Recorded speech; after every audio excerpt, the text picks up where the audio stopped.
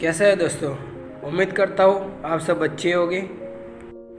भारत दुनिया में 7वां सबसे बड़ा देश है और आबादी के हिसाब से दुनिया में दूसरा सबसे बड़ा देश है।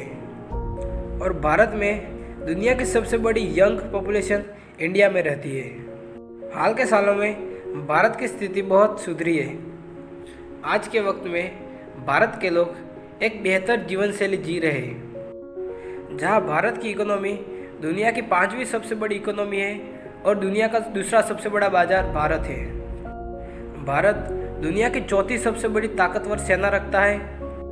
अगर थल सेना की बात करें तो भारत के पास दूसरी सबसे बड़ी थल सेना है, और वायु सेना की बात करें तो भारत के पास दुनिया की 4थी सबसे बड़ी वायुसेना है। अगर नौसेना की बात करें तो भारत के पास 7वीं सबसे बड़ी नौसेना है। भारत ने हाल के सालों में अपना रक्षा खर्च बढ़ाया है ताकि वे आने वाली चुनौतियों जैसे चीन और पाकिस्तान के आने वाले खतरे को काउंटर कर सके। अगर चीन की बात करें तो भारत ने चीन से सटने वाली बॉर्डर लद्दाख और अरुणाचल प्रदेश में बहुत सारी सड़कों का निर्माण करवाया है ताकि अपनी सेना को जल्दी से जल्दी वहां पहुंचा सके। भारत ने हाल के सालों में चीन के सामने बहुत आक्रामक रवैया अपनाया है, क्योंकि चीन भी अब समझता है कि आने वाले सालों में उसको चुनौती देने वाला भारत के अलावा शायद कोई और देश नहीं होगा।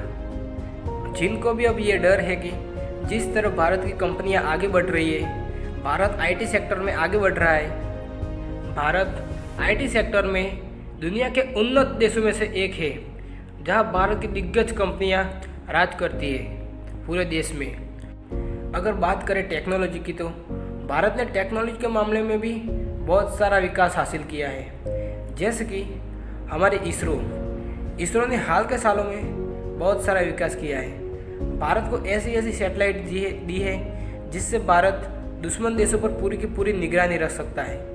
उनके वहाँ अगर एक कार का नंबर देखना है वो भी देख सकती है।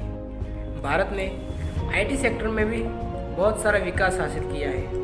भारत अब अपने खुद के रोबोट बना सकता है जो होटल में काम कर सकते हैं, मिलिट्री में भी काम कर सकते हैं और मिलिट्री को निजी जानकारियाँ शेयर कर सकते हैं। भारत किसी और देश की सैटेलाइट जो हमारे आसमान में घूम रही है बिना वजह के, उसको तोड़ भी सकता है, उसको मार कर गिरा सकता है। भारत ने वो टेक्नोलॉजी भी हासिल कर दी है अब। अगर बात करें मिसाइल पावर की तो भारत के पास हर तरह की मिसाइल मौजूद है, जो आसमान से ज़मीन पर, ज़मीन से आसमान पर, पानी से आसमान पर या आसमान से पानी में, हर तरह की मिसाइल भारत के पास मौजूद है।